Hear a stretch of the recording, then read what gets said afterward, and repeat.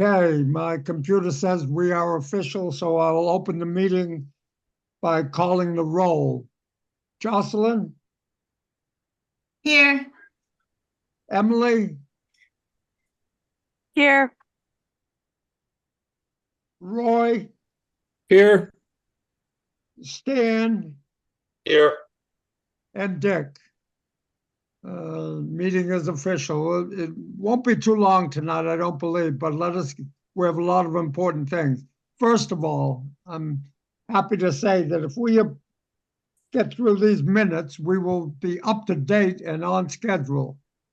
The minutes I'm looking at are 9/18/23, 7/9/24, and 5/6/24.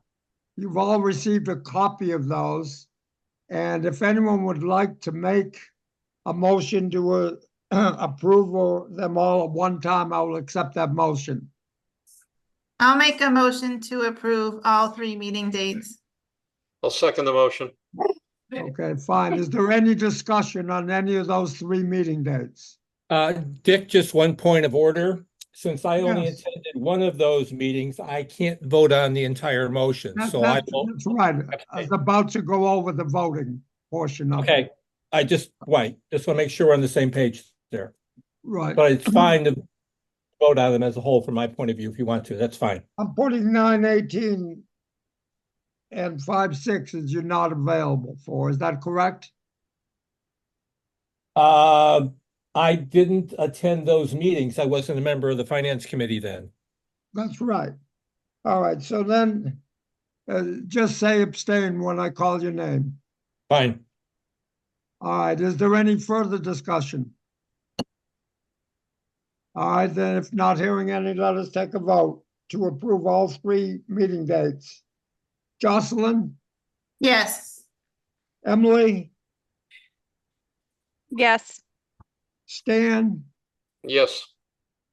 Roy. Abstain. On which ones, Stan?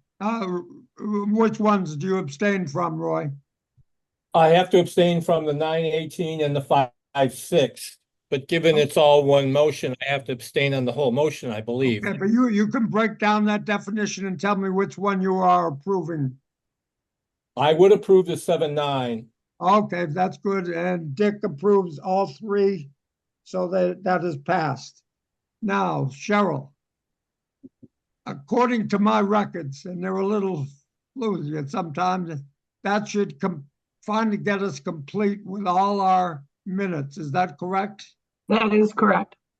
Okay, now Stan has a correction to a previously approved meeting minute that he would like to make. Stan? Thank you, Mr. Chairman. I was in attendance, although technically challenged as always, on February 12th, 2024. I was there for that meeting, not absent as recorded in the minutes. Okay, I will take care of that, Stan. Thank you. That makes no adjustment to anything. That simply corrects the record. Is there anything more from anyone having to do with minutes? All right. Not hearing any, then I'll move on.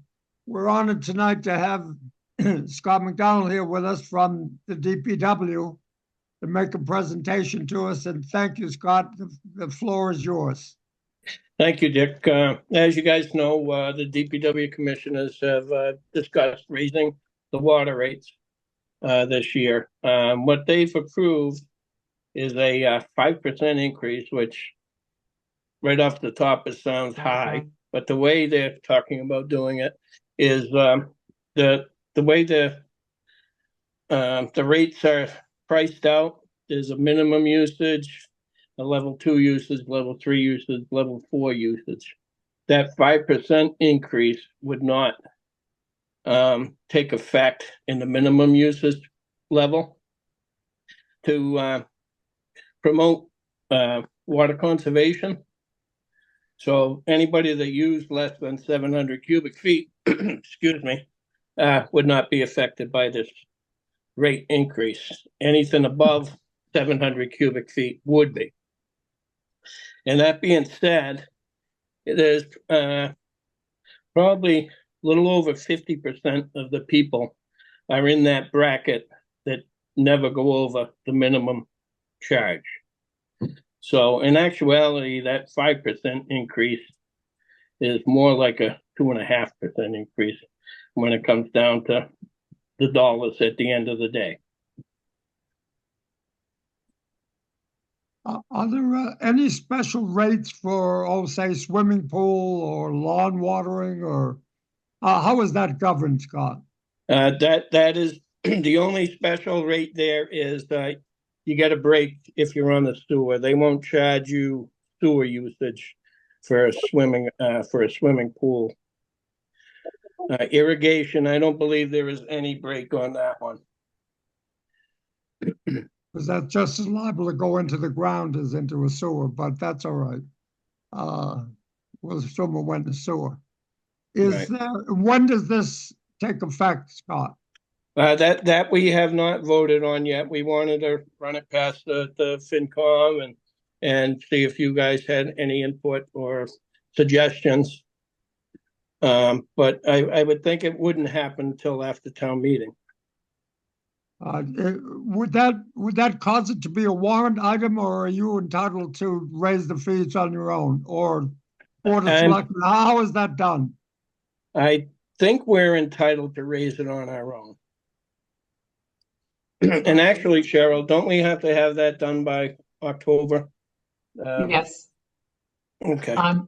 Historically, the water has raised their rates on their own. And this year, the DOR for the first time is looking from the water enterprises, excuse me, a format they put together that has the water rates and what their new rates for the new fiscal year will be. So they're actually looking for water enterprises to increase their rates. Yeah. So is this, each year on the warrant, we get a balance to bill water enterprise. It always Exactly. comes out nice and even. Yes. Is that going to this work? Still work this year? Yes. Well, this year we came pretty close to not making it. It was a scramble at the end to make everything work, but we did make it work. So that's what kind of sparked the rate increase talk. Mr. Chair, this is Kate Hodges. How are you? Kate. Just before you get too far, the water department or the Board of Public Works or both will have to present a new article at special town meeting revising the budget. We have an appropriation for the amount of revenue that we take in and the expenses. So if they're raising the fees, then that number would be incorrect. So, but Scott knows that and has been working with Cheryl. Also, the other thing is that the town code has one of the provisions in it that's very old, but it says that the water fees are set by the board with affirmative votes of the select board and the finance committee after a public hearing. Now, that hasn't been done to the best of my knowledge. I couldn't find anything for a number of years, but it may be something that we want to explore, either changing the town code to reflect what's happening in practice or reverting back to what the town code has outlined. If you are going to enforce it, and I presume that would be up to the Board of Selectmen, but the Finance Committee would like to be represented if that public meeting takes place. Okay, I think perhaps it's something the DPW board might want to just take up to outline their preference. Okay. Yeah, well, we don't have a problem with that at all. Oh, no, I'm sure you don't. And I think sometimes there's things that are in the town code that just weren't practical. And so therefore they kind of fell off. Right. And frankly, unless you're reading through just hundreds and hundreds of pages, most of these things are found by accident. So it's through no fault of anyone. Right. Yep. And that's kind of why originally, when we started talking about this, I ran it by all you folks, Cheryl. Yeah, and- you've been excellent, excellent. Yeah. We're all learning. Yes, yes. So are you saying now, Kate, that the DPW board will determine whether they want to run it by the town by bylaw? Are they the determining factor?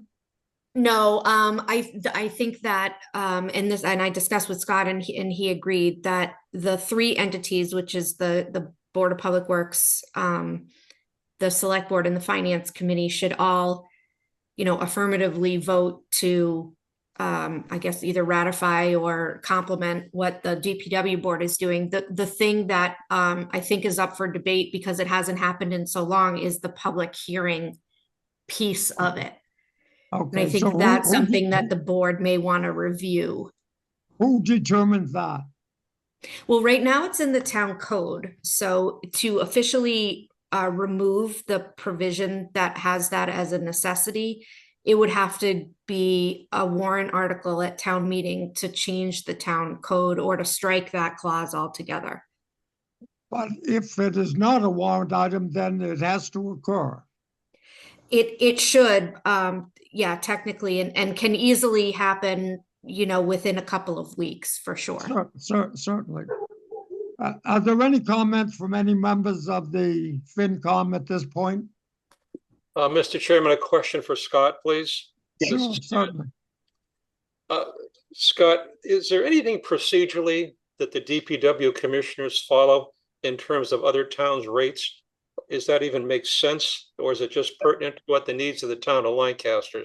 We've gone through and checked other town rates, just to see what they're doing, and like, we just found out, Sterling raised their rates very recently also. When we're very close, but like I said, this 5% increase that technically works out to a 2.5% increase ends up being like $3.75 a year increase per resident. That's on town water. There's Now, 8,000. that in my point was my question, whether, I mean, is that truly sufficient to accomplish what needs to be accomplished to get water? I don't want to spend a lot of money, but is that going to do the job? We're not really sure on that. Like I said, we wanted to push for people, to try and encourage conservation. And I know people are very upset about tax rates and all that right now, and 5%, sounds scary, when you just hear the 5%, but it's pennies, technically, monthly. So yeah, we have considered that, and we've discussed, we may have to go next year for possibly another 2% or 3%. Okay. Any other questions from members of the committee? There is a little bit of a variable here with that minimum usage. Most, like I said, 50% or so, a little higher than that, never use more than the minimum rate. And it all depends on how many people can serve as to what this will increase. Scott, how many users are there? Right around 8,000. 8,000? Yeah. Dick, it's Roy. Couple of Yes, questions. Roy. And Scott, thank Yep. you for updating us on this. Yep. So I gather from what you've said that you're basically looking to increase your revenue by 2.5%. Is that correct? Yes, that's what it boils down to. Yes. Okay, fine. Question, what are the primary drivers for the increase in costs? One of the major drivers is electricity right now, running the well pumps and everything. The electric rates have gone crazy the last few years. Our last increase was in 2021, a little over 3 years ago. So, the rates have changed substantially since then. I feel it's something that we need to review more often and discuss more often as the DPW board and commissioners go. And like when they have gotten in trouble in the past for not keeping up with the increases as inflation. went, and so we're trying to avoid that. Okay, Roy, I'm sorry, I don't want to jump on you here. Are you a finished? couple other questions. Stan, do you have a follow-up question on this, or, because I can hold my next question for a moment? Well, I just, when I heard the increases in the electricity, which we're all suffering with too, does not the Right. town, is there any involvement with the town's solar array? that Yes, works? there is.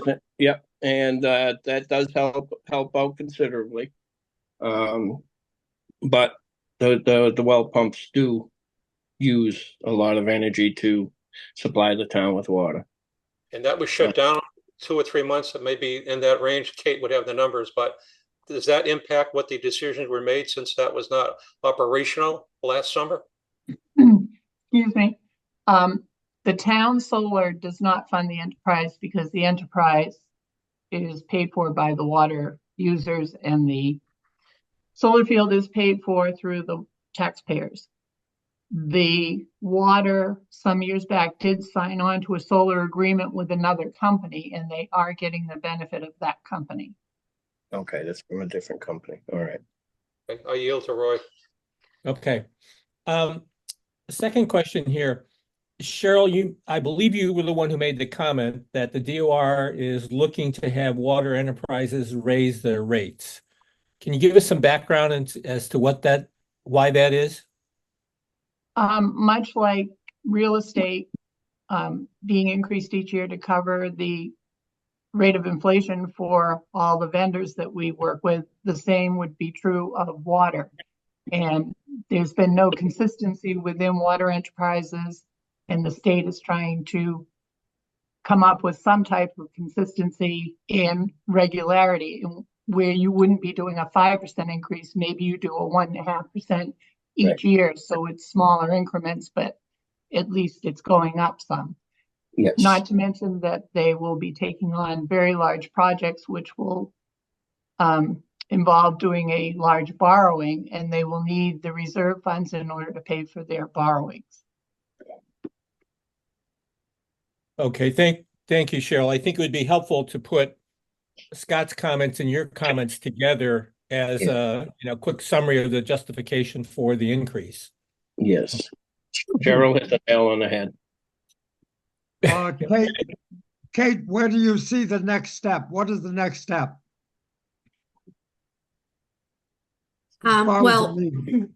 yeah, so the board, this board can vote to endorse the changes. The select board doesn't meet again until September 4th. I can talk to Scott after this. That could serve, that meeting could be a dual purpose where it could also be the public hearing. And we can notice that. And Yep. then they can vote on it then and relay your recommendation at that meeting and button it all up. And then in future years, you could do it where all of the entities are meeting at the public hearing, hearing the presentation from yourself, Scott, or the commissioners, or both, and then everybody votes then. This one is a little bit of a one-off, but it could be, we can clean it up for future years. Yes. Now, I have no personal problem with what Scott has presented, but I really don't want us to take a vote till we've had a public hearing. I mean, if there's going to be a public hearing, I want to hear what the public has to say before we go on record. Yeah, and so again, they meet on September 4th. It's a Wednesday. It's a little bit odd because there's a holiday and then the primary, but it could be a public hearing where the finance committee is also present and has a quorum, and you've done that, a million times, and you could do that and take your vote then. That's what I'd like to do, if that's permissible with the other members of the committee. Let me go through just for comment, not a vote. Anyone have a comment on how we wish to react? Jocelyn? Can I ask one question, please? Again, I'm sorry, these keep coming to my mind. Scott, do you know the current rate the DPW per kilowatt hour is paying for electricity? Not for electricity, no. That's one note I didn't bring with me tonight. Does anyone know that? Does Carl know that?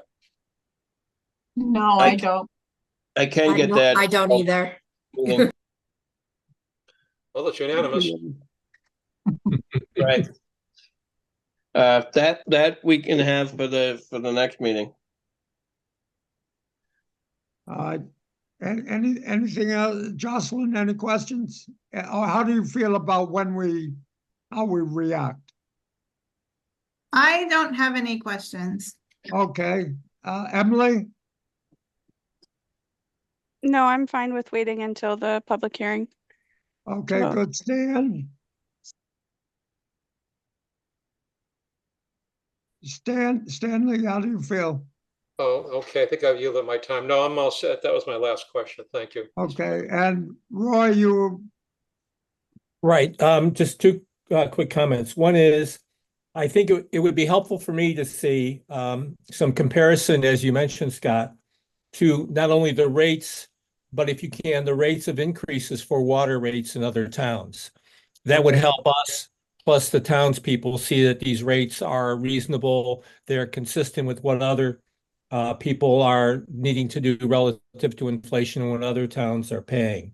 So the comparison to the actual rate per 100 cubic feet or whatever the right metric is, as well as the rate of increases over the last few years. Other than that, Mr. Chairman, I'm okay to wait for the public meeting before taking a position on this, a vote. okay, then that is a consensus, not a vote, but a consensus of what we will do. If you make note of that, Cheryl and Kate, and Scott, I'd appreciate it. Is there anything else, Scott, you would like to add to this? I think that's it right now. Thank you. Okay, Kate, is there anything you would like to add? No, absolutely set. Thank you. Okay, Scott, thank you very much for coming before us. A great presentation. Thank you. Thank you very much. Thank Take you the all. rest of the night off. Thank you. Have Thanks, a Bob. good night, everyone. Okay, Bye. good night. Next is a report from Kate. Kate, this has to do with the financial obligation report that you presented, in which three of us have commented to you.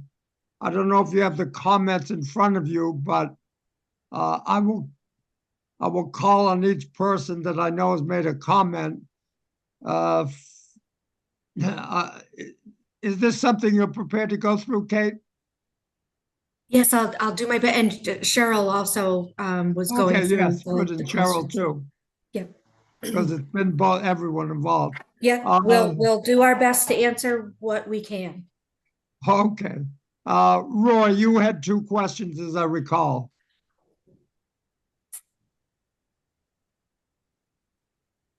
Are you there, Roy? Well, no, I'll have to get back to Roy. I'm here, Dick. Yeah, Sorry, I was muted. Kate, do Okay. you have those two questions in front of you? Some other questions have come up in the interim. So I have a lot more than two. Was there a separate document, or in the last meeting were the majority answered? Some were, that's clear. Okay, forgive me, I don't know what two remain. And I'm a little bit at a loss to tell you which two remain of those that I sent in also, okay? Okay. I do have some other questions. What's better to do? Do you want to discuss them now, or should I put these together and put them in a document that we both agree we will both keep track of this time, okay? I honestly, I wasn't right. I was out at your last meeting, so I know some of Yeah, and- those were about sort of what about policies relative to IT and that kind of stuff, and that doesn't really Right. belong in this document, but I'm not sure which ones Well, stayed. Okay, I think my biggest questions are going to be around the quarterly close policy, which you had agreed to verbally. There's nothing in the document yet about that. Is that still something in progress, or? Well, it is to the extent that I need to know. So this is so there's two separate answers to that, and I suppose it's the board's choice. This policy document is really for the inner workings of the department And part of the impetus behind putting this together is because I want it to be very clear when we're recruiting for Cheryl's position upon her retirement, what the expectations are for the level of supervision that the person needs to provide to the other finance departments, and sort of the role that the individual plays in making sure that everything is on the up and up. So our own internal auditing. So to the extent that the quarterly reports are really something that the finance committee wants, I'm curious whether the finance committee wants a separate document or a separate section of this document relative to the finance committee only, because the finance committee, their staff liaison, their staff person is the finance director. The other finance employees are not. And so I want to make sure that it's clear that it would be the director doing whatever needs to be done at the end of the quarter at the behest of the committee. Does that make sense? So the question is, where do you want that, and what do you want it to say? I'm thinking of it, Kate, in terms of the new presentation that Kate has on an income, expense, and comparable basis. Okay. But my questions, and I'm going to summarize as I jump in here, were a little bit more than just the simple budget. Has to do with CPA, water enterprise, which I think I did see mentioned, solar enterprise, and grants. I really, and if possible, you know, other forms of income, and I don't mean other income in town, but I mean like no federal funds, one-time federal funds or something, if they were to occur again. Are you What interested in the I'm trying to get fees? at is the overall Fees for expense of running services? this town. I'm sorry. Yeah. go ahead. What about the fees for services? That was something I asked last time. So like fees for recreation, community center, rentals of town property. They're very low, but Isn't that more? That's a component part of the new presentation by yes. Cheryl, and so I don't think it needs to stand out by itself. It is something Okay. that the Recreation Commission would want to know, and we would want to know, but it's a component part, not a primary part. Okay. Got it. That's my thinking. Anyone else have a thought on that? I do. Okay.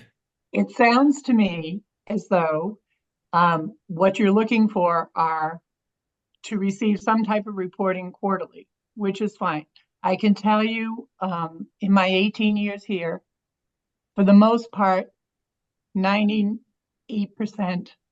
of my tenure, people have not wanted the reports, which is why you've not been seeing them. Certainly I and the person who replaces me would be more than happy to quarterly produce reports for you. So it's just a matter of deciding, you know, how many reports, what reports it is you want, and coming up with a format, as I did with Dick to come up with a report I'm going to show you tonight. So I'm not so sure this belongs in a financial policy for the operations. I think this is more between the finance committee and the finance director. I think that's what I was getting at, although not as eloquently as you just did. Oh, thanks. Good thing someone's on the ball. Okay, well, A that's fine by question, me. please. A question. Dick? Sure, sure. In response to Cheryl, does it make sense rather than across the board quarterly reports? Could some be kept at semi-annual or even annual basis if they're not really needed that frequently? I like the idea of quarterly. Certainly, if there's something extraordinary, you catch it sooner. But does that make any sense? Can there be just a variety? It could be whatever you decide you want it to be. Would that Maybe make you want it, revenues be quarterly, a and maybe you reporting, want Cheryl? general ledger, you know, semi-annually. I don't know. You can figure that out. And I guess I would advocate for quarterly, because my experience over my years in finance has been that monthly reports are too there are too many things that can just barely fall into a month or barely fall out of a month, so that monthly reports are not indicative of how things are really progressing. By the time you get to quarterly, you can do some comparisons against your overall projected year, as well as comparisons to the similar quarter in prior years, and seasonality factors then tend to line up and that kind of thing. And missing 1 week or one payroll or that kind of thing is not as big an issue on quarterly reports as it is on monthly reports. I'm not advocating monthly. Beg your pardon? I'm not advocating monthly reports. Okay, I just comment on that, Stan, because that's what's indicated in here, to provide reports monthly That's on. internally, Roy. That's for department heads. And that's to be sure that what they're submitting for payments is going to the accounts they thought it was going to, not to an improper account. So they receive those monthly. The document that you're looking at is meant to be basically for the staff. So what the finance committee would like to have is fine to put into any format. It would have to be either a separate chapter of the current policy, or better yet, a policy document of the finance committee that, as you do your annual meeting, so every time after the election, you have an annual meeting where you pick your officers, etc. Sometime in that area, whether it be that meeting or the next one, you decide what, if anything, you need to change about the reports that you are receiving so you can do your business. Well, we've got several things going on here when we say the word report. Each month, Cheryl has been kind enough to give us a monthly progress versus the previous year. That's merely indicative of something. It is, and it's a verbal report.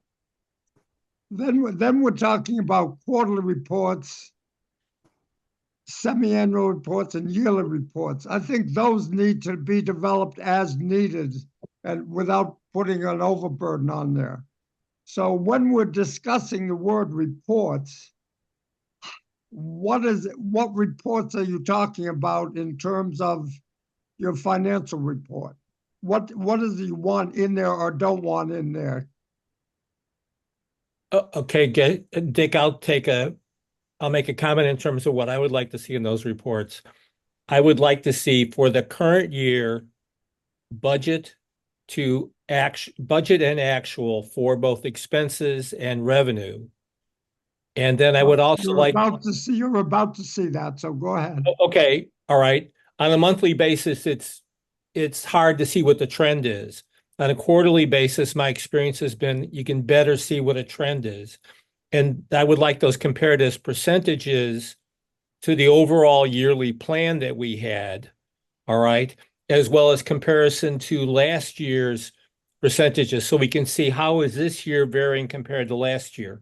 Is it similar? Is there a major change?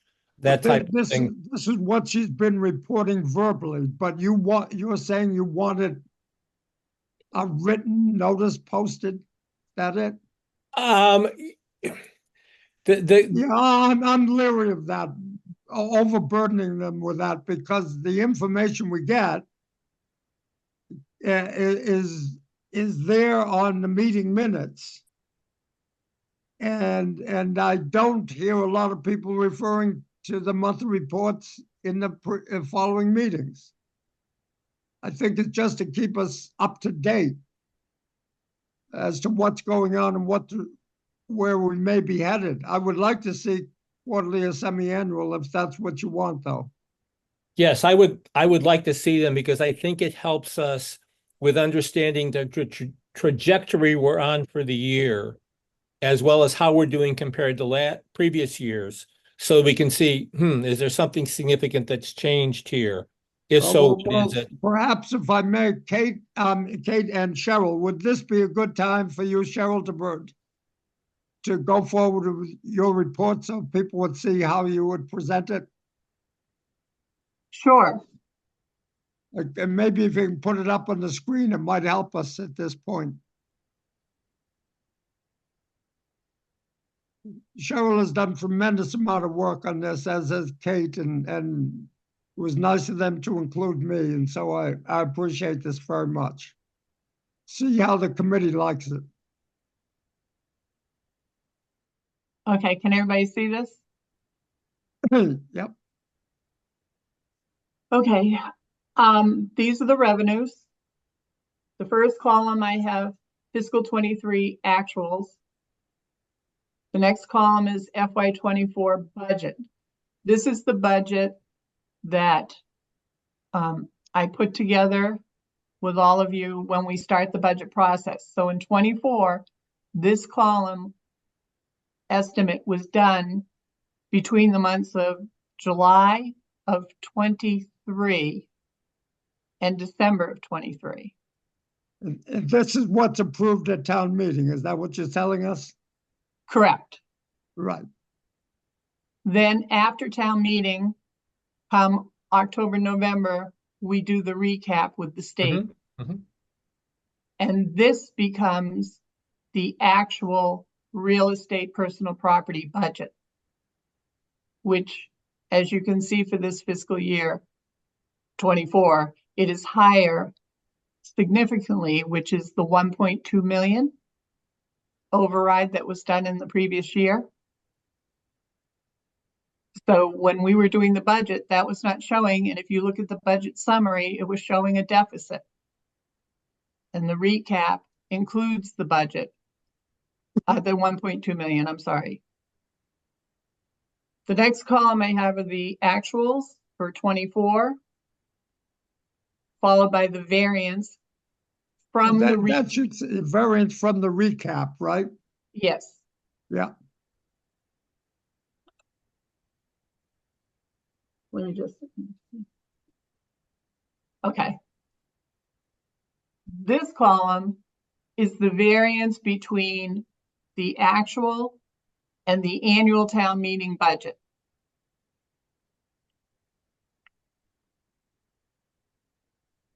I'm sorry, the recap. The recap budget, right. And this column over under are non-budgeted items.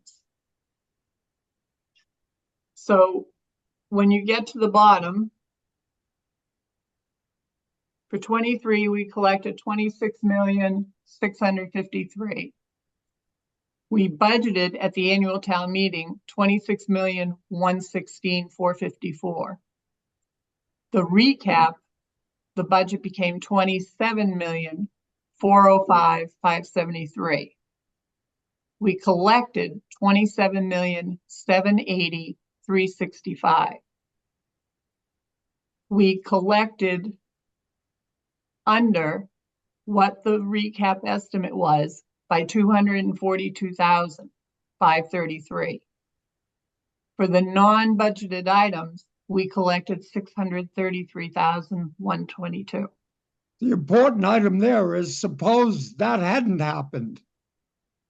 And Correct. that shows you how tenuous such a budget can be. I mean, we're lucky it happened. We had no way of knowing it would happen or something would happen, but it was not within budget. So that's always a figure to look at. And that Yes. would bring it to 27.1 as opposed to the 27.4, which would have been a deficit of the 242. So Correct. And remember, that's things we gotta with look the at that's carefully. with the override already added in as well. Right. So to the extent that people were believing that we didn't need the override, without this, which you can't, again, these are for people who don't know what the non-budgeted are. These are if someone doesn't pay their taxes in a particular fiscal year, and then they go to sell their home, for example, or they have to renew their license, and so they need to pay their excise tax. Those are all the things that come in the fiscal year that really are deferred from another. So there's a deficit in one year and we pick it up in another. And depending on the rate of home sales or people, the cyclical way that people have to renew their licenses and registrations, this number ebbs and flows. But it isn't one that we can budget because that isn't a factor that 18 months beforehand. Yeah, Kate, Okay, Yes, However, yes. we will now have so much more information at time of budgeting because we have the previous year's actual and this current year's actual. Mr. Chairman, But we will not be allowed to take into consideration the over-under non-budgeted. Because Mr. it's Chairman. not a known. I'm sorry, Stan, I think you that's want all right. to No, say- I don't want to be a pain. Can you move that down to the bottom of the page where you were just at before, please? I just want question to understanding here, the acronym. What is under the FY24 recap state assessments SOL stand for? State-owned land, One more time? state-owned land, Why is it S then? State. State-owned. I'm sorry, you did say state. okay. All right. I just didn't understand the acronym. Cheryl, this is Roy. A question here. On your Yes. bottom line, total all revenue. Okay. I understand, I think the first four columns. I understand the fifth one on variance, which shows 374, which is the difference between the 27,780 and the 27,405 that was on the recap. All right. What I don't quite understand is the 242 negative, which is, I don't quite understand what that number is. Where does that number come from? That is, all the numbers that number? were in the budget that didn't perform. That's as the budgeted. variance. It's between the actual and the recap. right, Between the it's, actual and the recap, okay, but that should be a positive number then if it's actual minus recap. Well, no, it's under budget. it's under collected. So in real estate, in personal property, we under collected 298,828. Okay, Because then people in- didn't, because Roy, people don't always pay the bills that they're sent. Which is why you see in the non-budgeted, there's another number there. They don't necessarily correspond to each other in the same year. But so we were thinking we were going to collect X. We really collected Y. And so that column shows what we didn't collect. okay, can you go back down to the bottom just one more moment? So if I take this is the actual versus which now, the recap? To Yes. get the negatives? No, it's recap minus actual is what it is. No, that can't be right. It's the actual minus a recap. correct. Actual minus recap would be a positive number. That's what I'm having trouble with. Yeah, he's right. No. Not if you're Roy? only looking at those items that were in the budget. Right here, state aid, we collected 1,379,000.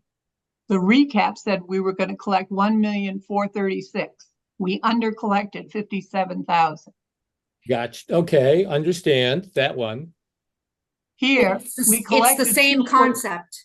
2.4, the recap said we were going to get 1.9. We over collected 113,000 in local receipts. So it is And then in your Minus- levy, Hmm? you collected 23 million. The levy was 24 million. And the difference is the 298. It's a deficit. So you take what you under collected and you tack off what we over collected, and then you get the delta. Only in those items which were budgeted items. Correct. Correct. You see the other is the non-budgeted Correct. item. And that's where we made up our money. Which, with any luck, in the coming years, the 242 that we have under collected will appear in some variation and not one that we can predict in the Yeah. other category. That will That's come in right. as People- taxes from prior years or something like that? Yeah, Pardon? go Yeah. back up and you'll see it. Go back up. So See for- the over under non-budget, look at the taxes that came in from, 2023 personal property and 134,000 from the 202 real estate. Then we Which had were during the actually year- directly related to a few of the larger sales that were in a tax title situation, so. If those people had not paid that, or if they're sold, et cetera, we would have been 200 and whatever that figure is shy in our actual happenings. Yes. And Correct. here's without this, not only would we have a deficit of 242,000 next year for 25, we would have to raise that amount on the recap. We would have to add it to the next year's recap because we under collected what we estimated. Right. And if we had not had the 1.2 override, which is not popular, but if we hadn't had it, we'd be $1.4 million short. Right. Almost $1.5 million. Yeah. Yeah. So, Okay. so that's where, if you recall that discussion, that's where the $1.5 million to $1.8 million the following year would have been necessary. Here's Yes. proof of the pudding. Okay. All right. Now, we're not allowed to consider that 242,000 as income for next year, because it's not guaranteed that it'll be paid. So as far Correct. as next year, you only have what you will forecast as the yearly operating budget. You can't use anything else. Okay, I guess, So don't get all involved and we're gonna get a whole bunch of money when we don't know that. I'm not allowed to consider it. Yes, when we do the estimate for 20, in this case, it was for 25. These are my actuals. When you do the recap, I can't put any number higher than what the actual was, unless I have hard proof of where that money is going to be coming from. So although we will get a sense of security, it must not be considered in trying to balance the budget. Not allowed to be considered. Correct. But it's something that you might want to know and think of. And this is what we have not known previously, is how the income is. What's not on here and should not be, because we're dealing with an operating budget, but there's no CPA, there's no water, there's no solar, there's no grants. That's all other information that costs to run this town that we have not been keeping up with. And that's why I mentioned it in the financial report. Yeah. But as far as the financial report that we do want to have, I think this is what we're looking for in the yearly. That Stan and Roy said they would like a yearly report on. It's more information than we ever had previously. I'd like comments from any members of the committee if there's anything you'd like to say about it or ask about it or change about it. Jocelyn, any thoughts off the top, or need time to just ingest it? I think I understand it. I guess one question I do have is in the FY24 actual, it looks like we collected more than the recap. So I guess I don't totally understand how we're in the negative 242. Like, I'm just Because trying to. this includes non-budgeted items. Okay, so the over under budget. The column? variance here, this variance column is the net of these two columns. Okay, So overall, we ended up with 374,792, which is the difference between what was not budgeted and what was budgeted. okay. So I guess I'm just having a hard time understanding. Are we on budget or have we? We're not on budget. We're only on budget because of the non-budgeted items, Okay, which are payments from previous years that people have come in to make. okay, Because of what actually happened, Jocelyn, in the and those items which we considered for the budget, what actually happened, we would have been $242,000 short. Okay, but Yeah. because other items happened which were not under the budget, we have the 633 overage. And that's where we get the 374 basically. So I guess, I don't know if how easy it is, but is there a way to put somewhere what put us over budget, like the non-budgeted items? It's right here, it's all here. So if you Okay. start at the top, FY 22-23 personal property, we collected prior year 4,454. 22 real estate, 2,000, 23 real estate, 134.8. 15,000 in rollback conveyance and 70,000. So over. And you can see that all of Non-budgeted those collection. we did not know were going to happen. However, if we go up to the 288,000 loss, right up to the left there in the next column, we did expect we'd get in 23,299. So that was a budgeted item, but we only got in 23,011. So that's where the shortage came. Yes. And that would have happened based on our budget. So it's very important to look at the items we're budgeting and are capable of budgeting and what the actual might have been. And that's our shortage. It's kind of scary, to tell you the truth, that some of these things can happen within the budget that we cannot budget for. Now, we're talking about less than 1% of budget, and I know there are fall town meetings and et cetera. We can handle it. But this is information you haven't had before, and I hope you can take it in and help it register. And this is what I think should be on a report to us. I've never seen such detail in reports before. Is there anyone else? Emily, do you have anything you want to question? No, I'm just taking it all in.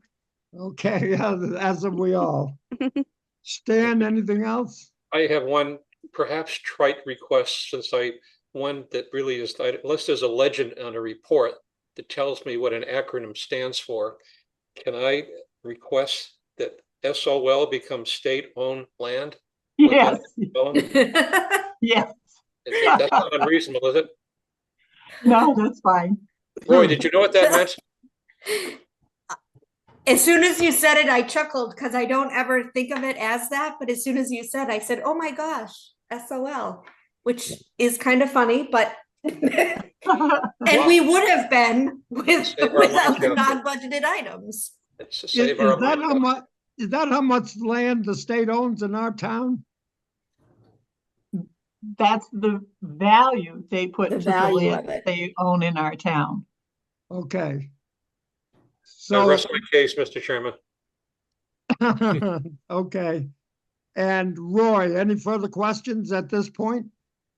I think I will spend a little bit of time reviewing this and maybe having a discussion with Cheryl to understand it a little bit.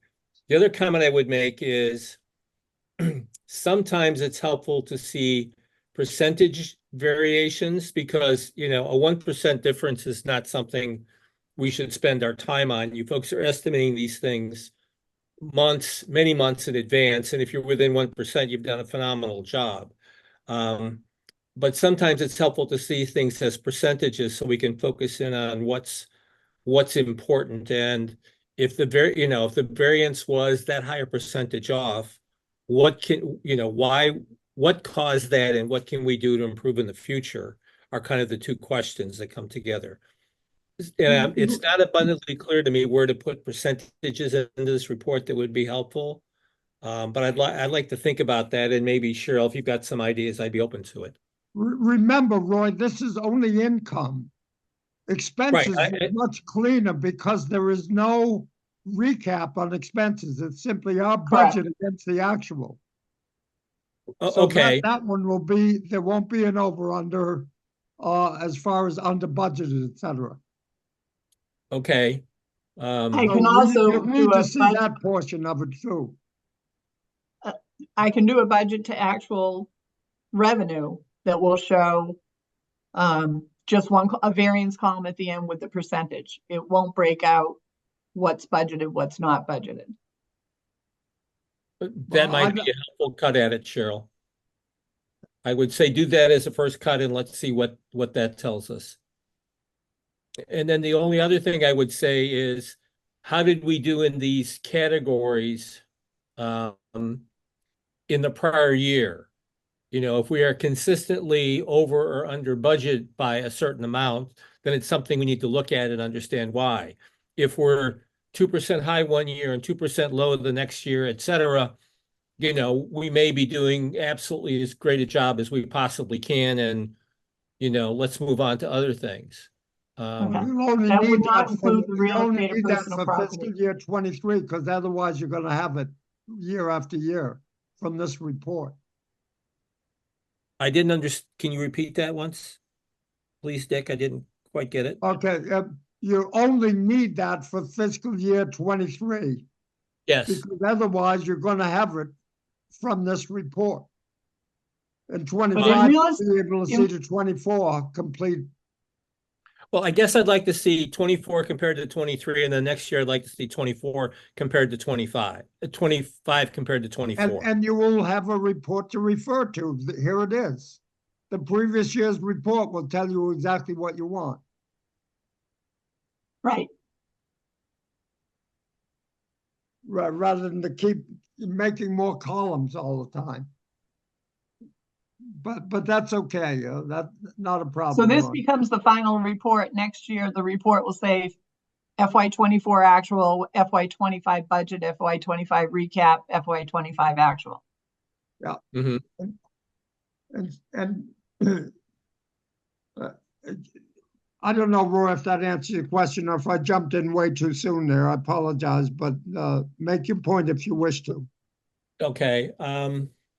I guess I would need to see this on paper because I think at some point I would like to see how we're doing in 25 compared to how we did in 24 and compared to how we did in 23. And I'm not asking you to do a whole lot of more calculations. It's just carry some of the summary figures across to those reports so we can see a multi-year trend. 25 just started, Roy. I understand.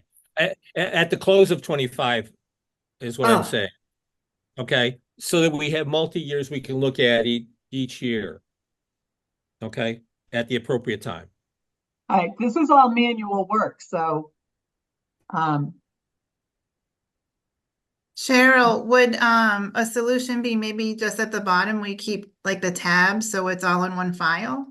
That way, if somebody would like to go back, they can. Yeah. Sure, Yeah, that might be a good way to do it. Yeah. Mr. Chairman, Yes. I raised my hand reluctantly here. Real quick question. What just caught my eye when we were going upward here is investment income, something near and dear to my heart. It looks like we had a very positive experience. Sure did. Inflation will do that. Are we required to stay fixed on 60K a year since we have no clue what next year will bring? No, but see, this was my 23 actual. Okay. 60,056. I can't put higher than that unless I can give them proof how I knew I was going to get 147,000. And I didn't, I don't have any of that. No, obviously. What happens next year, though? Next year, I will start with 145, 147. Which concerns me as. Yeah, I agree. This is definitely a reason, a cause by inflation. Yep. I'm afraid it's going to go down. Yeah, and it doesn't have to be 145 or 147. By the time the fall gets here, we may have a better picture of where this is going. Okay. All right. Because I just shouldn't want to over. I think and that's the same with motor vehicle has to be looked at because you can't guarantee people are going to be buying cars continuously at the rate they have been.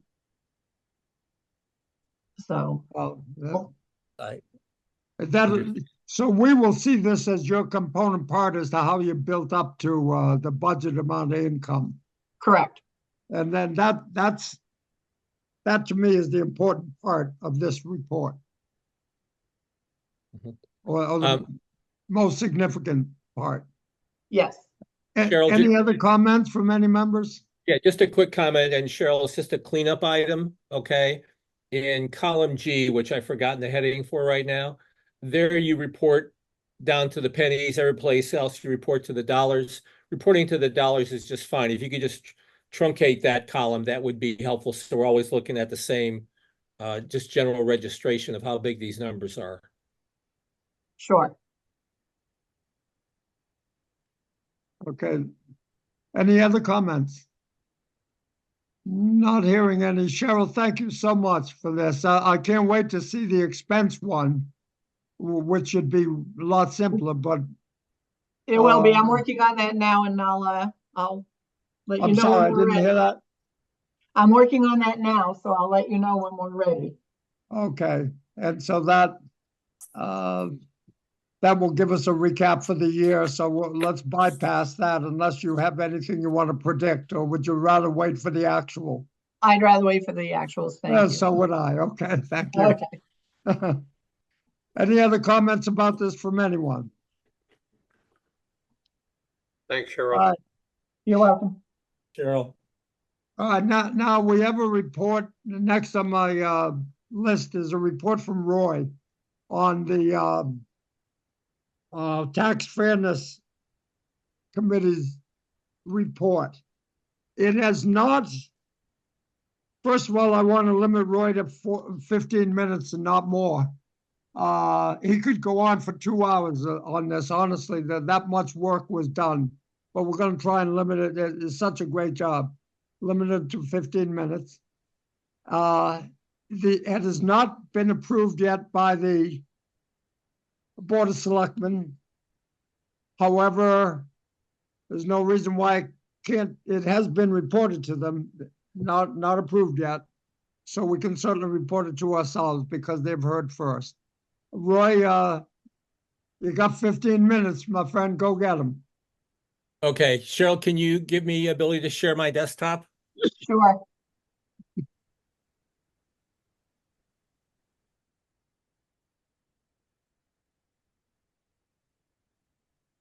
Huh.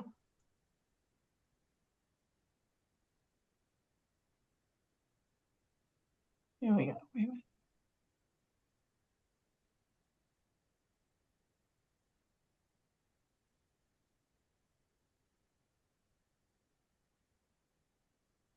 Let me make you a co-host and see if we can do it from there. Can you see if you can share now? Hang on.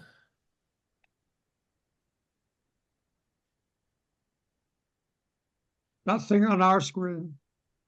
Okay. 1 second. You There should it see is. one slide that says the Focus FinCom subset. Is that what you've got?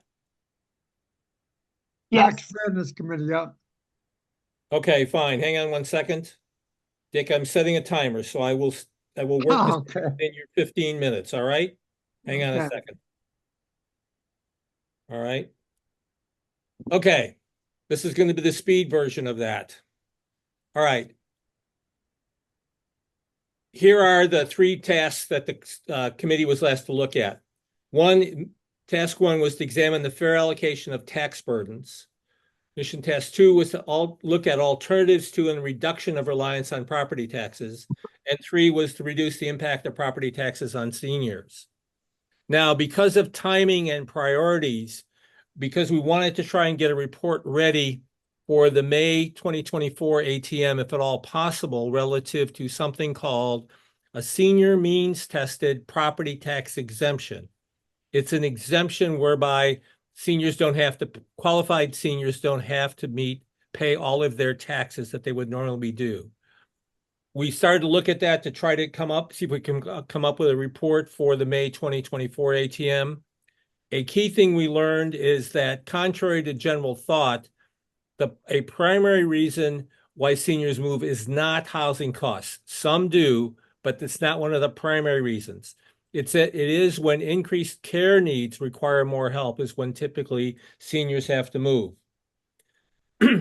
We also found out that most age groups are similarly housing financially stressed, okay? And it's not just seniors who have financial problems in this area.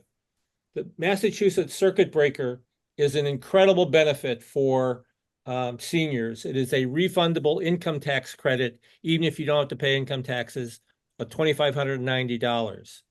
While we were working on all of this, the governor came up with a new proposal to, quote, simplify the method for doing this. And so we had to put all this on hold. So we spent quite a bit of time on this looking to help seniors. We had to put it on hold because of the change by the governor. Now, what I wanted to do is share with you some paraphrase of quotes from recent town meetings. This is what people have said at recent town meetings. Several people said, I cannot afford to pay any more in taxes. And other people said, why are we doing a Proposition 2.5 override? Other people indicated that the regional school budget district was just plain too high.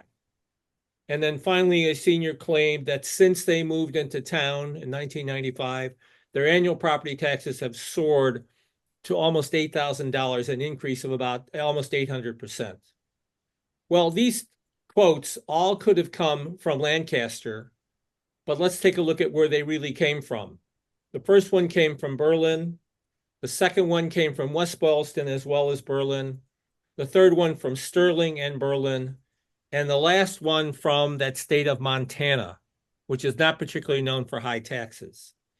What we see here is that none of these came from Lancaster, and we see comments like this from many, many other places. Here's we did an assessment of how the increase in taxes has gone for various neighboring towns over the last over the last 5 years. You can see I've plotted them all here. Here's the statewide average at about 80%. We compared these all to inflation, the consumer price index. The statewide average is about 80%. Lancaster came in at 101% of inflation. And you say Clinton, Stowe, and Berlin are significantly higher than that. So we're seeing that these really center around and hone in on inflation. And given that problems of increasing residential real estate taxes exist in other Massachusetts towns and other states even, the problem is more generic. It's not just a Lancaster or Massachusetts problem. The problem is probably related to inflation, because you can see how well these tax increases track to inflation. Hence my question to Scott McDonald about the DPW.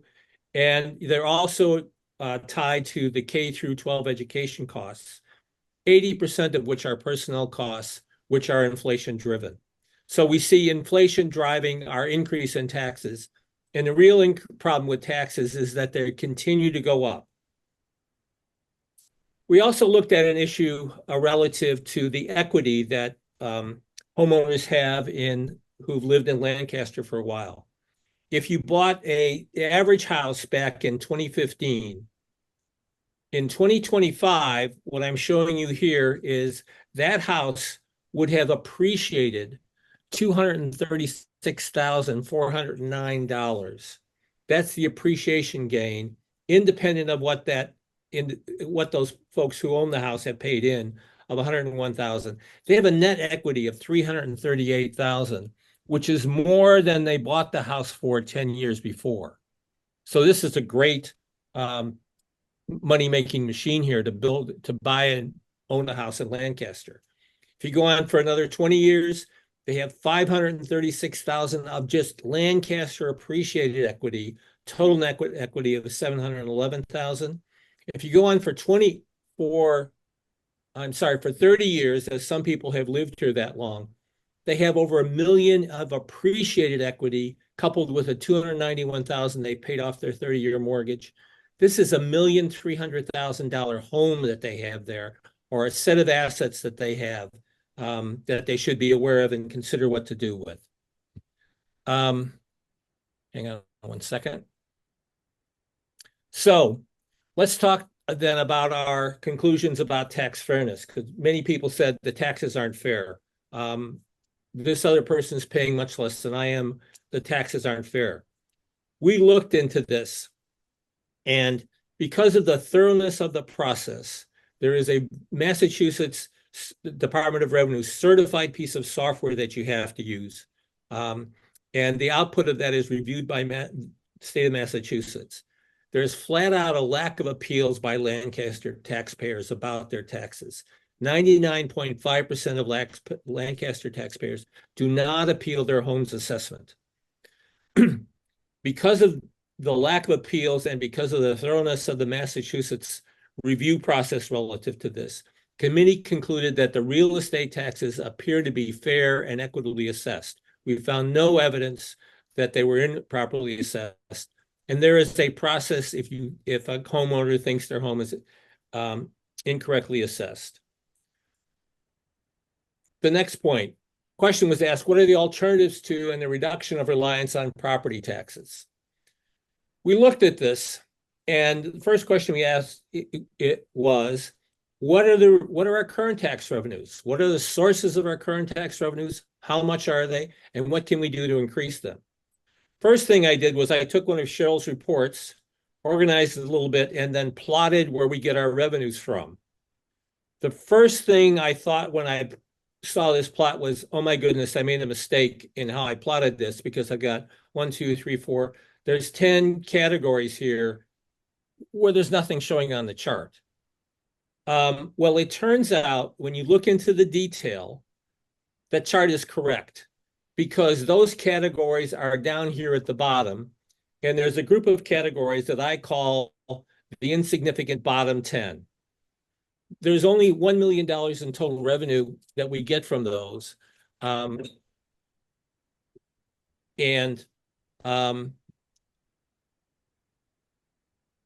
general, we can't control these very much, and they're so small, they really don't help us. Increasing those wouldn't really help us very much. As Cheryl talked about earlier, they're relative to motor vehicle excise tax. We can't do much to influence that or to control that. And relative to state aid, there are 350 other towns who are going to be petitioning the state for more state aid. I doubt we're going to get a disproportional share of that increase in aid. So there's not much we can do about those two categories. So that's 12 categories of income we can't do much about. We were told, don't increase the impact on residential taxpayers. So we're down to 3 categories that we have to look at increasing: commercial real estate taxes, industrial real estate property tax, and personal property tax. That's the only place we can go to increase significantly our income in order to help with our expenses. So what this boils down to is the only way we can significantly reduce the reliance on residential property taxes is to broaden and diversify our tax base. Now, Stan, I think you were the first person I heard say this several years ago, but it's very true that that's the only place we can go. We have to increase the total value of commercial and industrial real estate. Some people have said it from top down, which I think you did, Stan. We have shown it now from bottom up. We just can't get enough revenue unless we increase these 3. Amen. Beg your pardon? Amen. Okay. I agree. We can do a split rate, tax rate, which the select board reviews every December. Retirement communities are a great benefit to the town in terms of taxes. The real reason being because while they contribute real estate taxes to our town operating costs of municipal government, DPW, public safety, the cost of the finance department, et cetera, is 1/3 of our total revenue. They make the normal contribution to, but no increase in education costs, which is 2/3 of our costs. So 2/3 of their taxes, in effect, help us cover other expenses, which is great. We could do some tax increment financing. DCAM may be a place we can do some things because we have some ability to influence what gets structured there. And the grants that Kate's team has done a very good job on, they brought in $467,000 last year, which was really good. Hang on one second. What can we do to reduce the impact on seniors? I've said some of this before, apply for circuit breaker. There are other senior, Massachusetts senior tax exemptions. We listed a pointer there. They could go track those down. And we talked about an increase in the senior tax work-off program, which we recommended to the select board. Possibly there might be the senior means tested property tax exemption in 2 years.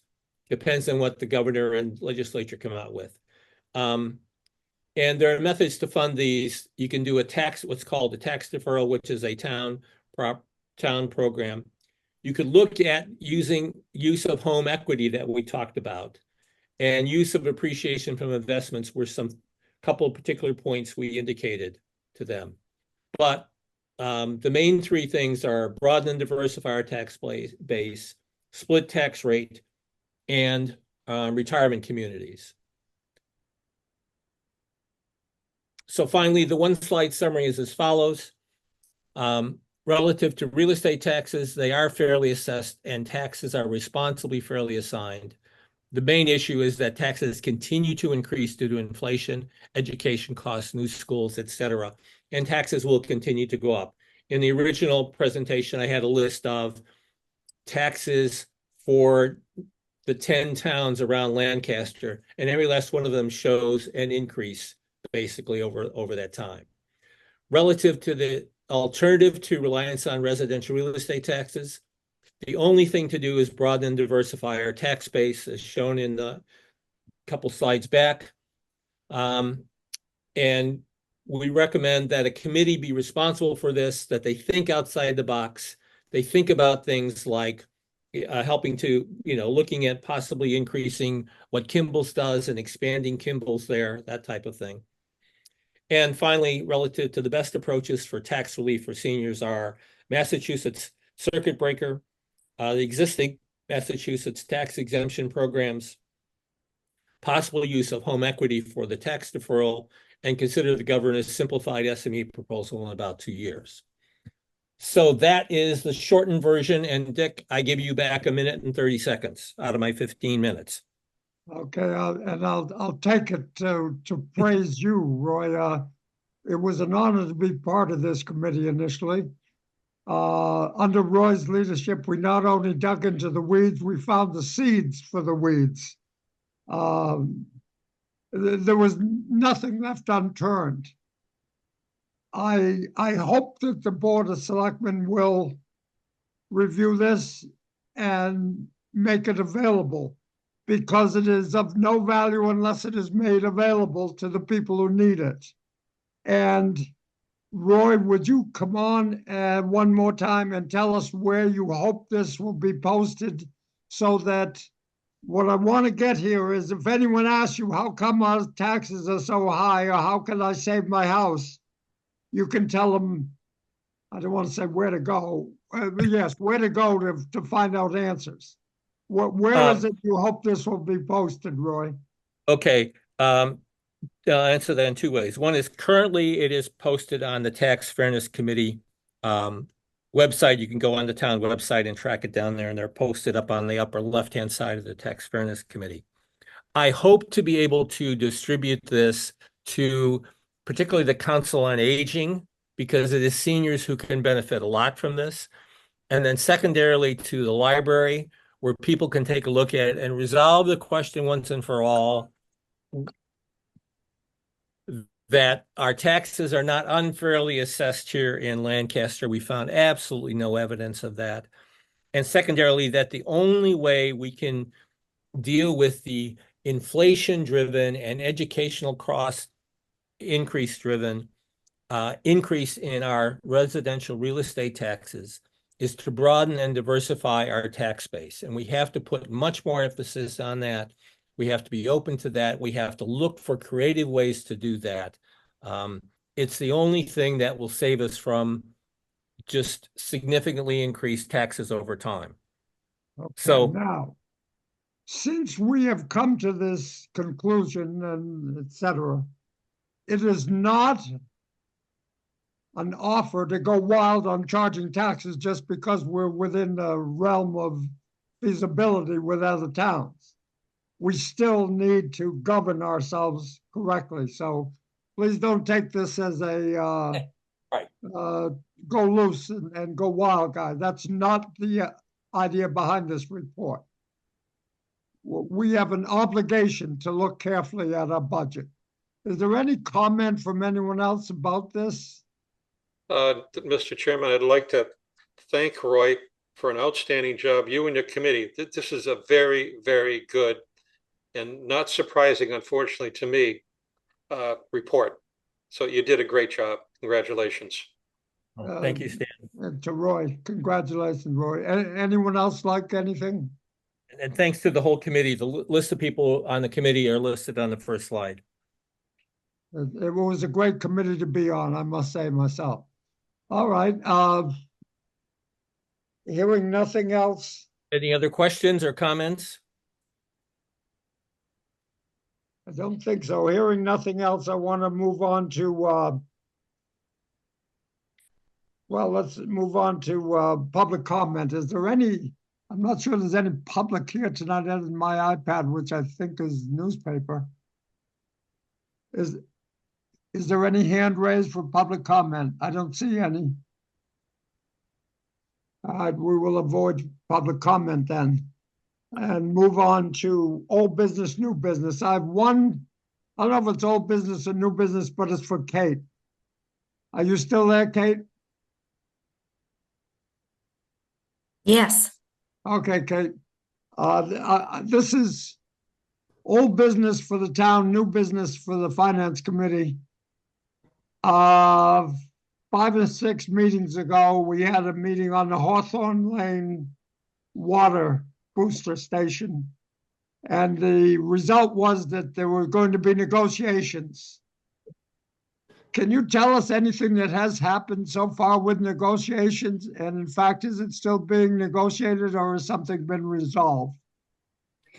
So nothing has been resolved to the extent that we can close the book because any resolution has to go back to town meeting. But so are you just interested in the water booster station or in the whole Well, situation? the whole question about taking on the road, that's an entirely different thing. I'm just interested in the negotiations booster. concerning the booster station. Okay, so the parts that I have been able to make some pretty considerable progress on are the easements. There was supposed to be an easement granted over lot 9 and lot 10. Neither of those easements were conveyed, and nor were they recorded. And so we have to go in after the fact. I can tell you that the residents in lot 9 are very wonderful, cooperative residents who are working really hard and are very reasonable about things. And so we've been communicating back and forth. So we're further along in that. We're not as far along in lot 10 because it's a drainage easement, which I didn't realize there was a part, it's very, very small. It's about 20 feet, believe it or not, but it does abut their property. And so just recently I reached out to those homeowners asking if they would engage in conversations about that. So until we have those easements, we can't tackle the larger issue of the booster station because we can't accept or even discuss the booster station without having access to all of the lines that feed into it. And so those steps are in progress. Ultimately, it will be the Public Works Commission's decision, really, whether or not they can support the booster station, because that's a completely separate board. And the select board does not oversee or dictate the terms of employment for the water division personnel. So I say that because I think that they will probably have plenty of discussion about it. On a staff level, I've discussed it obviously with Superintendent McDonald, and he has, hesitations just about how to take care of that and whether taking on a booster station would then somehow be the caveat that other entities use to be able to say that they want their booster stations taken over by the town, which is not unreasonable. And so I think he's trying to weigh what he can do budgetarily and also with personnel. So there's Okay. more to come on that. The road, as you said, and the open space are two separate matters, but are moving along. But my primary concern is there is still an open question in a lot of people's mind, maybe not in council, but as to the $83,000 in fees that were held. Has that been addressed or discussed? Yes, so it is an 83. At one point, I think back in 2021, it might have been 2020, then planning board released $43,400 after half of a punch list was completed. So there is an account that is like a joint surety account. It isn't set up as a typical bond would be. And so the town doesn't have access to those funds absent the signatory of the builder. We're taking steps from a town policy standpoint, well, or have taken steps to ensure that that doesn't happen again, but there's nothing to be done about the way that it was.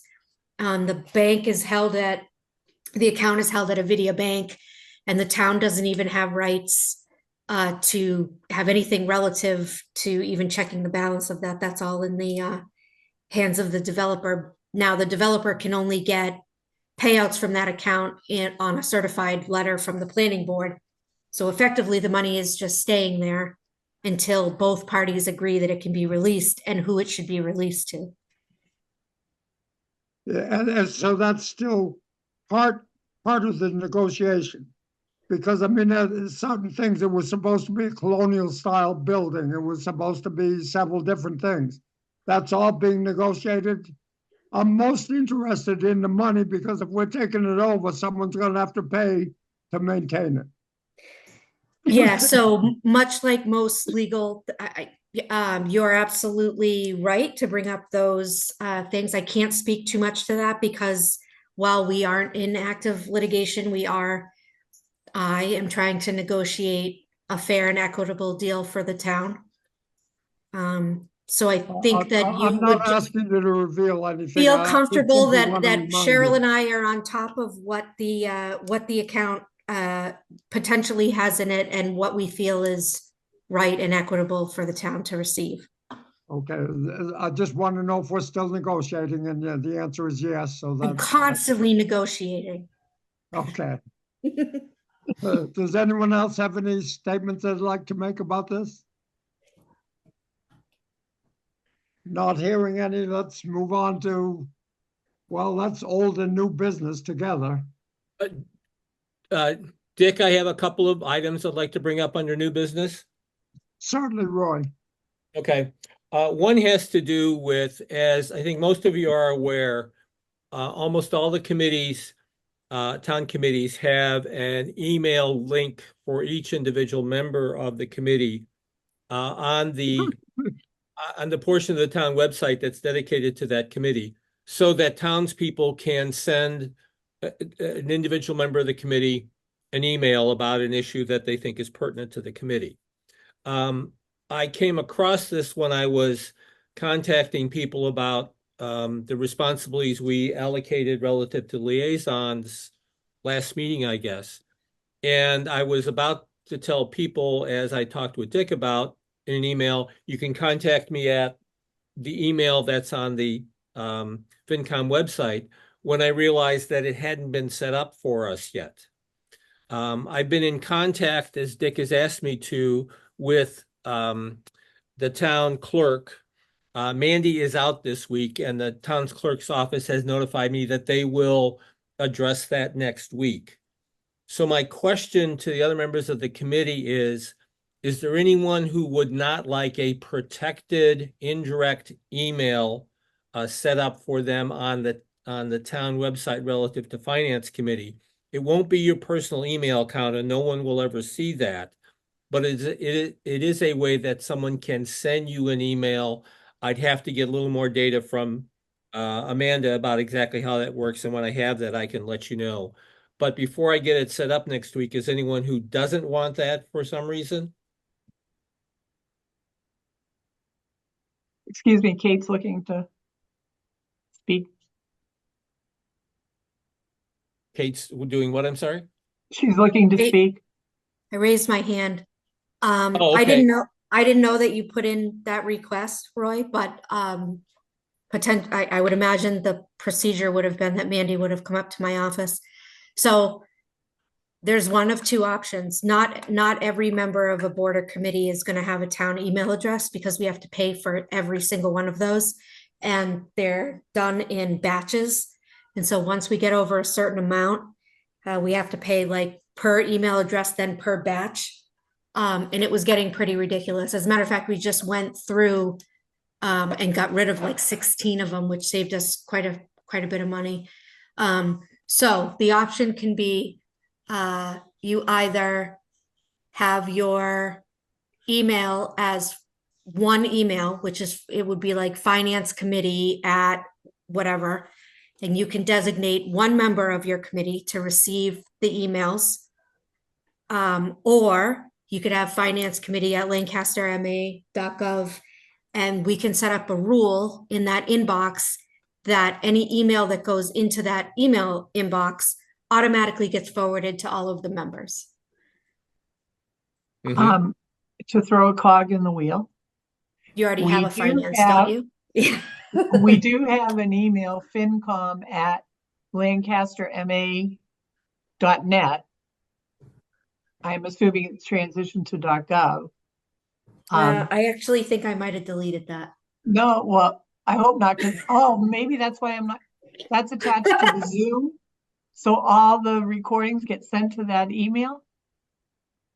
I mean, we have them in the master account, but I can reactivate it. So that's good to know. Okay, thanks. This is the working from home nightmare, right? When you can't just yell down the stairs. So, okay. All right. So anyway, the board can decide if FinCom at whatever is one that goes to the finance director on behalf of FinCom, we can generate a second email. So you all have to decide whether you want to designate one person or whether you want to all be forwarded every email that comes in. Could not the finance director send it to whomever the liaison is? Oh, absolutely.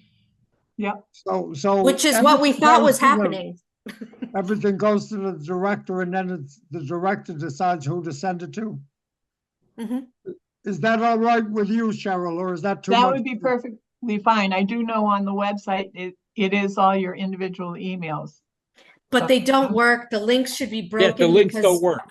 Right, Okay, because, well then, and the yes, links don't work because our IT provider had said that doing that is a super security risk, and it basically creates a wormhole that allows non-town emails onto the server. So we deactivated the links. okay, So we have just one place that says if you have a question, email here and, Yep. and that's one. I mean, I would- make it stand out so that people know how to ask us a question. We don't get many questions, but there might be some. perfect. Yeah, I would be for either having it go to the finance director and then Cheryl, you send it to whoever is the liaison for that committee, or, the most appropriate person that appears to you based on your great knowledge of the finance committee. Or not knowing, I think you could send it to Dick as the chair and let Dick decide where it would go to. Sure. I think that kind of approach works. I didn't, I thought I was only asking for something that was already done for everybody, but I have learned something new here tonight. Okay. I think we used to be a little bit more, our current IT provider tends to, they found a lot of things that we were doing sort of that were, not in good practice. And so they're slapping our hands and changing our ways of doing things. Okay, then I guess kind of the sense of what I've heard here in the discussion is, can we have one email that would send one email address that would send it to the finance director, who will make the decision in terms of sending it either to the liaison for that committee or group, okay, where we've designated that in the finance committee, or else to the chairman of the finance committee where there isn't an obvious match. Yep, Is there that's any- exactly how planning handles it. So it's very commonplace. Okay, I think we have reinvented the planning wheel then here. Okay, all right. Question, is there general consensus that that's a good way to go then, based on the data we've now heard? Considering there's really no other way to go, I think it's a pretty good consensus. Okay, all right. Okay, so that was my easy item, I thought. Okay, I'm so glad I brought it up. I learned a whole bunch here. Okay, second item is I would like to request a future agenda item on a report from relative to the new high school, particularly relative to the financing plan. At the last finance committee meeting we had, there was a brief discussion indicating that the high school had released a relatively small percentage of the overall bond request, and they were paying 5% interest on that. Now, if you check the minutes, you'll see that both Stan and I had questions about that interest rate, because that's substantially higher than what we were told and what the plan was for when we approved this back at the special town meeting last September. I would like to get a report on how not only the high school project is proceeding, but particularly get a report on how the finances for the high school are planned at this point. What amount of bonds has been let so far at what interest rate? What are the next set tranches of bonds that they plan to release, and what they're targeting at interest rates?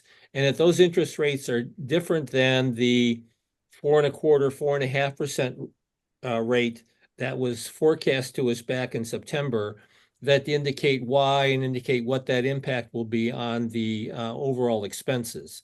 I think that's a reasonable set of questions, and we should get data on that and have them present that to us. Well, this should come from Stan and Jocelyn, who are members of the bond committee, or our representatives to the bond committee. And unless the bond committee meets and agrees to do that, I don't know how we'd get that information other than what we already have. That can't be done at the other level of involvement with the school itself, the superintendent's office? Well, we already have that information. What we're as far as I know, Kate, I mean, what is it? 20,960,000 or something is the only bond that's been issued so far at 5%. That's correct. What we're looking for is what are they planning to do? They don't have an answer to that that's direct. Right. And unfortunately, we can't compel that. It doesn't mean that we can't ask. And I think the best way is to have dual requests come from perhaps Cheryl and I to the business manager, and then from the finance committee reps to the bond committee reps. But I can't guarantee that you're going to get your answer or in the format that you want, but it certainly is worth the old college try. Happy to do it. Yeah, I think it would be worthwhile to ask. And the first question should Sure. be why is the interest rate on the first bond at 5%? It may be because it's relatively small, et cetera, but we should at least get an answer. And well, I mean, that's an answer, Roy, that would be like, why did you open a new credit card? And, it came up with, it says it's 13 to 17% APR and yours comes in at 15. It's because that's what they thought it was going to be 4.5. They did a bunch of forecasting for 3.75, 4, 4.25, 4.5, 5, 5.5, and 6. And when they went out, the bond was taken by a company that the lowest was 5%. I mean, that was what the market was going to bear. I don't think they're going to give you anything that you don't already know. Well, okay, then I think the second question is, given that, what does this mean for our long-term costs for the new high school? All right, because they had indicated very much this was going to be the price of the bond. It would be in the 4.5% range. 5% means another nominally When did they say that? Because that isn't what I, back at the annual, I'm sorry. Back at the annual town meeting, that's what the rate was going to be. well, All that right. was their prediction. I would want to, I can go back and watch the tape just to make sure, because I just know that the superintendent in particular, at least at the staff level conversations and when we were at the bond meetings, which Michelle and I attended with Cheryl, they were very clear that they were running several different scenarios. So I think they were hoping 4.5 was going to be the highest.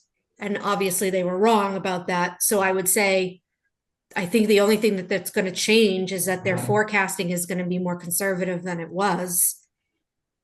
So they'll probably carry something in the neighborhood of 5.5, 6 in the hopes that it comes in lower, because this was kind of a blow. The one thing that they had said was helpful is that we were able to receive more from the state than we had initially thought. And so the borrowing is less. And so the payment is relatively similar at the rate that they were going with, which was 4.5 for X amount. And now it's 5.5 for Y amount. And they had capital investments did a whole thing that you all, or the finance committee had, I don't know, I want to say right before special town meeting when you all voted on it. So I can find those build outs. But I think if you're going to say, what are you going to do? They're going to tell you that they can't predict, which is right. They can't predict what the bond, what the rating is going to be, or the interest rate, for something that they're not going to go for another year or 9 months. Now, Kate, an interjection here too. That's the delta between the 4.5 and the 5 is 12.5% to be off. And I can understand under the circumstances how that happened, unfortunately. Mhm. There is some type of consultant group that they're working with. I remember reading it, I don't remember the name, but they're going to say that's what they're predicting and that's their fallback. And I'm not saying it's right or wrong. It's just, that's what they're Yeah. using for the basis. A I consultant. think it's Hilltop Securities, Stan. That's who it Yeah. was.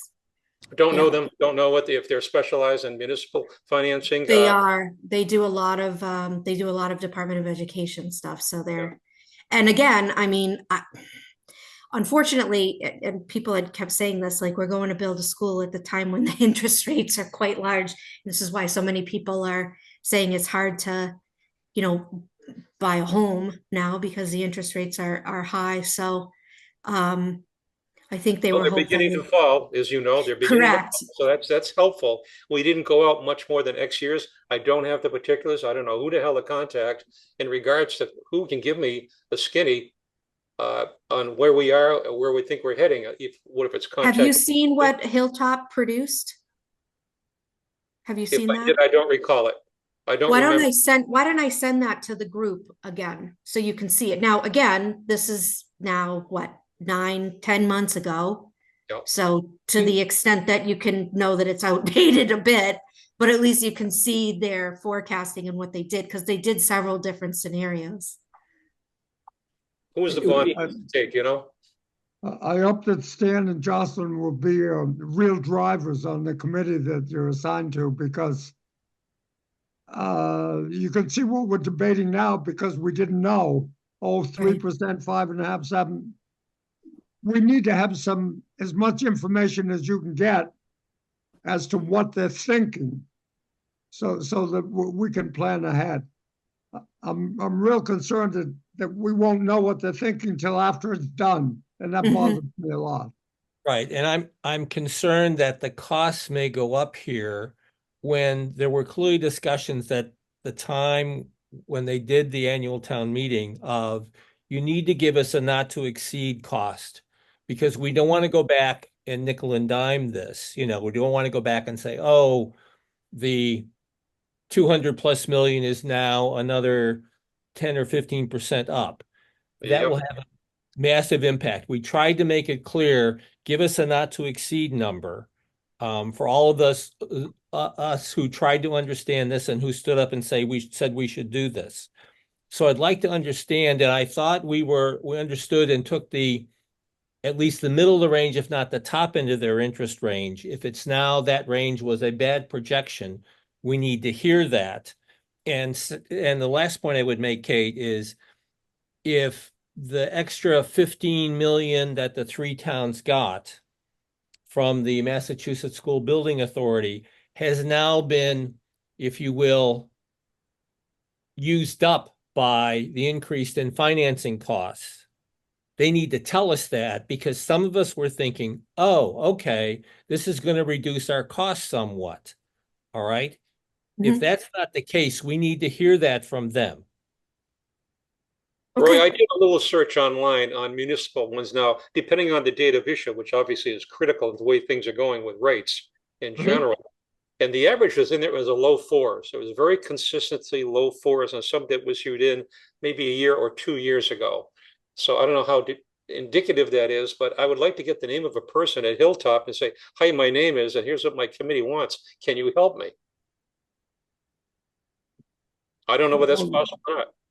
Make the phone calls, Stan.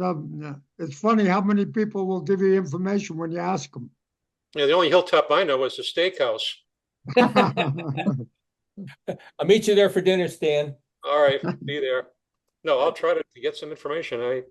I'll beg on Kate to give me some assistance there as to who to contact. This will be part of a presentation next, an agenda item next time concerning projects in town, which is similar to this. So I really appreciate what you can do, Stan and Jocelyn, as to getting us some insight in what they're thinking. Cheryl, can I share my screen? I just pulled up what Ross Mulcairn, he's the business manager. So this was what was authorized. Oh, thank you. This is what was authorized. Oh, wow, that is so small. Let me see if I can. Boop. Okay, so this was the general obligation bond that was in November. Yeah, I did see this. Yeah. Okay, all right. So you all have this Out of one, fives. which is this 5% coupon rate. So obviously the big hit comes here because we're paying effectively a full year and then some. So I was trying to figure out, do you have those? Yes, here it is. So we have, let me unshare this and hold on one second. So we had,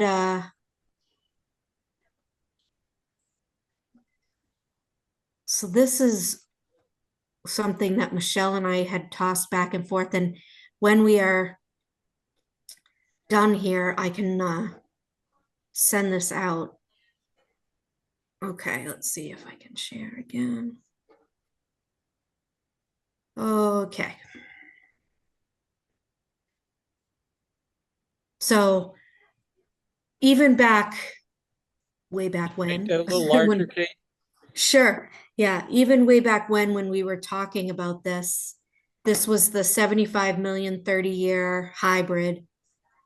And they were averaging a 5%. They did different scenarios. So I was just bringing up the 5% because obviously that's what we ended up with. So have you all seen, I mean, I know that Michelle brought this to the committee many, many months ago. But is it worthwhile to give this to you again? Yes, it is worthwhile. Okay. What happens though, Kate, is our percentage is changing drastically. We went from 31% to 33% on evaluation. So the amount to go to Lancaster might be more next year as our valuation increases. In 26, you mean? Yeah. Yeah. Yes. I'm concerned that each, I don't know if it's on a 5-year running basis or each year they do the valuation, and we move from 31.3 to 33.1 or something like that in a matter of a year and a half. So we're getting a bigger percentage of the 75 million than Yes. Yep, you're correct. originally predicted here. And that's another thing that I need our people to keep an eye on, that our valuation doesn't get way out of line. I'm hoping with Stowe building all those homes and Bolton building all theirs, that our valuation percentage might go down. Which, Yeah, so this is based on 30. 30% of $100 million. You're talking about a lot of money. Oh, yeah, yeah. Yeah, so this was based on almost 33, like you said. And a 1.3. Yeah. Now, this is a So- 30-year bond predication, right? And I think one of the questions I asked, I don't remember the answer if I got one, is are there any prepayment penalties when rates go from 5, hopefully down towards the 4 range in the not too distant future, maybe as soon as next month, September, high rate of it potentially being reduced. How it's going to affect the muni bonding remains to be seen. But I believe there is a guaranteed period when they issue this bond, and I want to think it was 5 years. We're stuck with 5 for 5 years, and maybe I thought it was 8. What's that, Bob? I thought it was 8. Cheryl, was it not 8 at one point?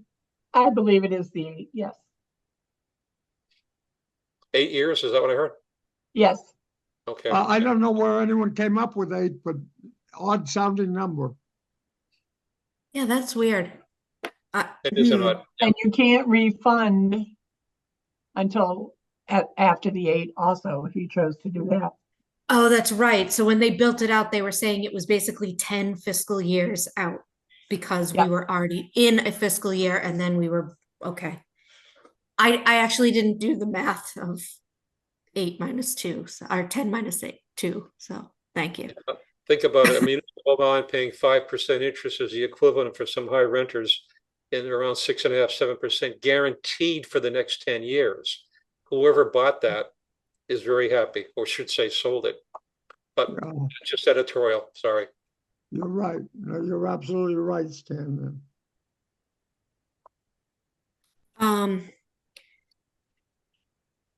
I was trying to see if I could get the person that was from Hilltop. Do you know that I'll be able to person's find it name? tomorrow. Okay, all right. Yeah, sorry. It's not coming up, but it could be because it's archived and I'm just using my home network and not the town's. But I can definitely forward this to you all so you have it again. And then let me try to reach out, at least Cheryl and I can on a staff level, and just see if is the easiest thing to have a representative come to your next meeting, or would you like to write down your questions and have them answer them in writing, or both? I'd like to have them present it, and also Okay. some background information of the particulars of the loan, not just a schedule that shows 30 years of payments, but what are the conditions of that? Is 8 years, when does that mature? What then are the opportunities for us to refinance, if any? That's what I'd like to see. So we're stuck with it. We signed paper. We can't do a damn thing about it. But what about after 7 years, whatever we're at this point in time? Okay. I'd like to see both personally, but that's up to the rest of the group. Do you have a couple of dates that you're next, like, could you give me the next 2 meetings that you're gonna have? So I could throw them out there? For finance committee meetings, Yes. well, I'm going to propose either the 10th or the 17th of next month, and before the 18th for the following month, because we're going to lose Cheryl for a while, and I want her to be here. Would you entertain doing a second meeting if the school was the only agenda item? I would entertain. I don't know about the people, but we also might have to do a second meeting for the DPW. So we're coming up with a lot of meetings here. Sorry. I know. But I definitely want to have a meeting next month and the following month within those dates. If we can work them in, or if we need to adjust our meeting date, I would rather do that than schedule a whole nother meeting. Okay. Maybe I'll start with 9:10 and see what they say, Okay. since that's a known Well, date, if that's depending all right. upon what we come up with tonight, it hasn't been voted on yet, but Sure. use Okay. whatever we come up with. And I can guarantee you, it'll be before the 18th, because we don't hold these meetings without Cheryl. You're even coming, Cheryl, after you retire. I've Okay. already told her that, actually. I tried to sweeten the deal. She smiles because she doesn't want to tell me where to go. But she's thinking it. Well, based on Alright. tonight's discussion, I propose we have a retirement party at Hilltop Restaurant. Very It well seems to done. be the logical choice. I Very have well a done. menu from there from the 60s where filet mignon was like $2. Right. All right, so we'll wait to hear on that, Kate. You and I can talk about that if you like. Is there Yeah, anything I will else? copy you, Dick, on my email. That way you All know, hopefully he hits reply all. All right, is there anything else on the subject that you would like to go over? Roy, you were on it. Or- No, I think if we can get a presentation about what the planning is for the finances and what they, I'll just make one quick comment, Dick, as you plan Sure. the meeting after that. I will be out of the country from September 29th through October 18th. Okay, so, and I'm out until at least the 14th, October. Okay. Well, we'll work it out. We'll work it out. All right. I don't think you can attend a meeting from out of the country. I don't think that's really necessary. I don't think I'd be By able to, Zoom. just logistically. All right, well, let us, if we may then, I'll correspond with you all through my correspondence with Kate as to the feasibility of someone coming. I would encourage Stan and Jocelyn to contact Kirk or anyone at the school. They've been very at the high school as to, hey, when is the next meeting for our group? Because unless it's pushed, I think they're just sitting there not doing a thing, and we need some information, and you want some information. So the harder you push, the greater things may happen. I encourage you to do that. All right, nothing else on this. Move on to the next meeting date.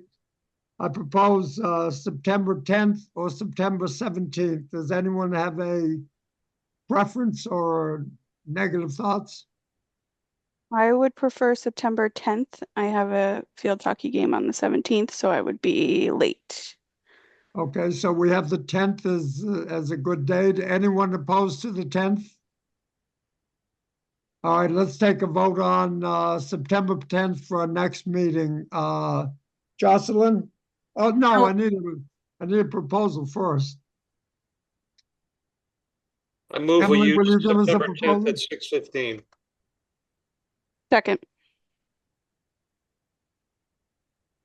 All right, Jocelyn, we'll vote now. Jocelyn, Yes.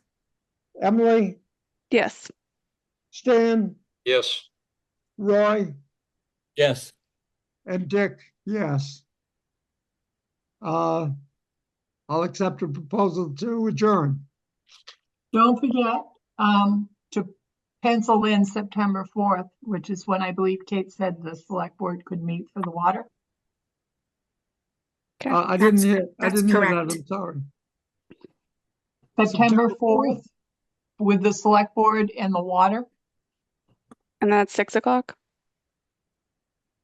Well, They I'm already not sure- have one, they have one public hearing at 6 o'clock for Hawthorne roadway. So I think we could reasonably assume this would be more like 6:30. Obviously, you're welcome whenever, but Well, we'll have confirmed,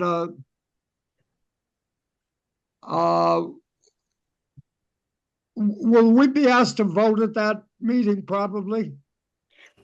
um, In other words, I'm wondering whether we need to have Quorum. yeah, You have to have a quorum then if we need to vote. right. That's my question. That would be up to you guys when you wish to vote. If you're having a meeting on 9/10, I mean, the budget needs to go to special town meeting in October because it needs to change anyway, so nothing could take place until then. So to the So extent let's you want to say- wait to discuss it at your next meeting, that would be fine. Okay, so let's say that if they want to go at 9/4, we will have at least one representative there and we will not vote that night. Okay.